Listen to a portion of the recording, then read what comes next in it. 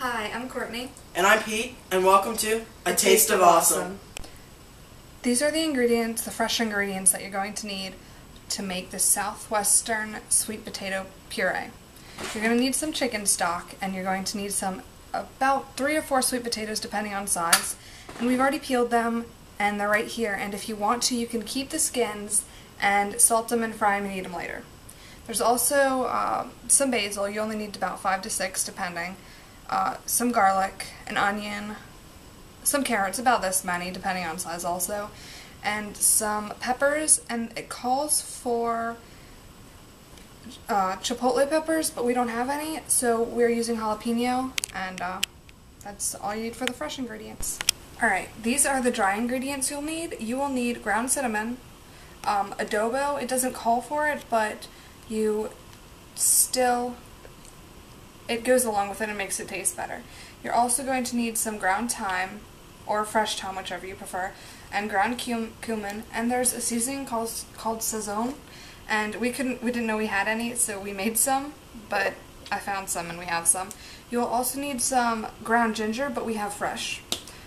You'll need either whole milk, half and half, or heavy cream depending on how healthy your diet is. And I'm going to point out the thyme and the basil.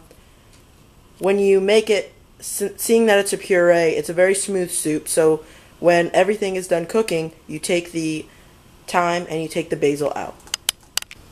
Right now, I'm going to thinly slice our onion, and as you can tell, on an onion there are many lines, and if you just go along with the lines,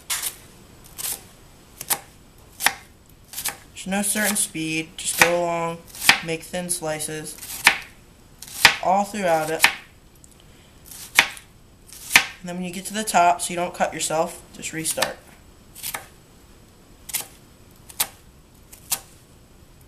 And all these vegetables are pretty much coarsely chopped because it gets pureed, so. Then when you get to this part, you can do that. We put it in our bowl with the onion. We're getting ready to thinly slice our carrots. But before we start, we took our jalapenos, we took our 2 spiciest jalapenos, and we cut it up and took the seeds out. When you begin to puree the soup, these will come out with the fresh basil.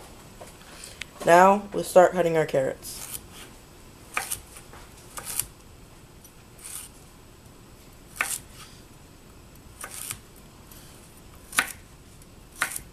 Now that you see how it's done, we'll come back when we are finished cutting the carrots.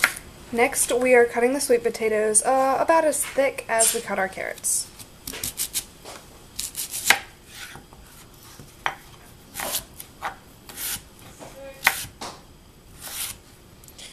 Sweet potatoes can be very hard sometimes, so you have to be careful to not cut yourself. Make sure you have a sharp knife. Sharp knife is very important.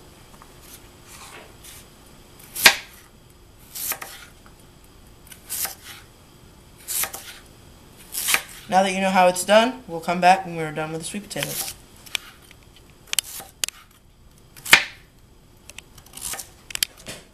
And an ingredient that we forgot to mention was bacon. It will help just give it a smoky flavor. So we're just going to kind of chop it up. We're going to render the fat at the bottom of the pan. And then we're going to just saute it before we put all the other ingredients in the pot. And if you really want the smooth soup, you can take the bacon out and just use the stuff in the bottom of the pan. Or you can leave it in. Either way, it tastes good. Right now, we are rendering down the fat of the bacon. We're going to extract the flavor out. Yes, but we also added the garlic to it to get some more of the flavor. So, as we do this, it will cook up the bacon, and we will come back to you when we add the rest. Since we have the garlic and bacon out, now we're going to add our onions and mix it with the bacon fat and the garlic. Then we're going to add our carrots and mix that in. Yeah. And I'm going to hand off the camera to someone and we'll keep it on the pot. We're going to add our sweet potatoes now. A little bit. Mix it up.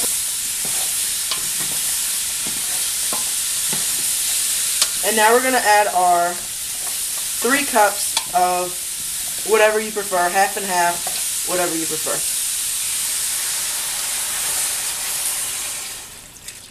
We need 1 more cup in there. And then what you do is you let all the vegetables simmer until they're soft. And the cream doesn't have to cover the vegetables, just has to be, the vegetables have to be in so that it cooks. I'll have to be touching.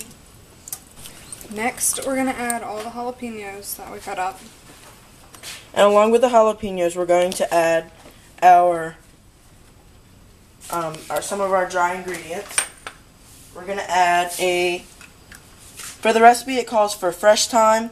So what we're going to do is we're going to add a little bit of dried thyme.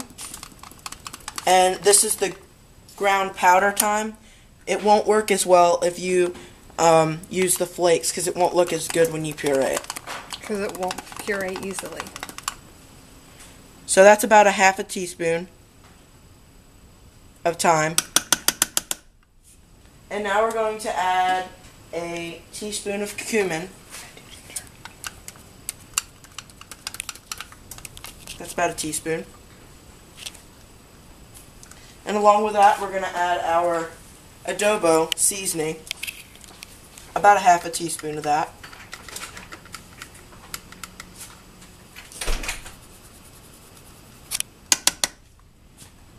And then it calls for ginger powder.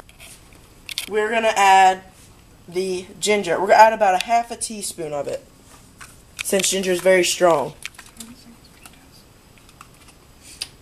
And we're using just fresh ground up ginger.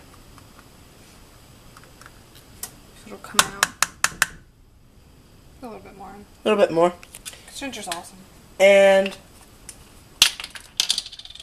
then we're going to add this may sound weird, but we're going to add cinnamon. And make it kind of a sweet, savory flavor. Yes. And the unique thing about cinnamon is, I'm just going to rinse this out really quickly. A lot of people think, oh, cinnamon, it's very strong, don't add a lot. In this, we're just going to add our teaspoon. A generous teaspoon. It works well with the sweetness. And at the end, if it's not as spicy as you like it, you could always add hot sauce. And as we talked about the sazon seasoning, it's a Hispanic seasoning. You can find it on the aisle, the Hispanic aisle, but we couldn't find it, so we looked it up online, and it's just a mixture of, I want to say, about 7 different seasonings. And we're going to add a teaspoon of that as well.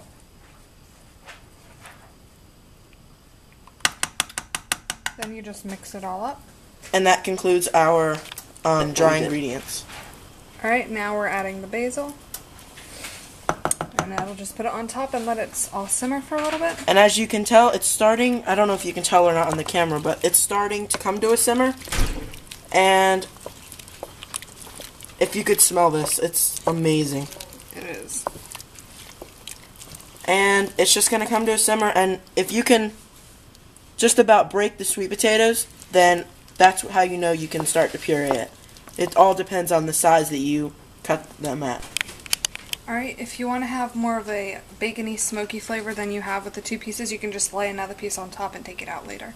And it'll help it have more fats in it from the bacon. And that will add to the smokiness. Alright, now that everything is simmered down and the vegetables are tender, we're going to use what is called an immersion blender.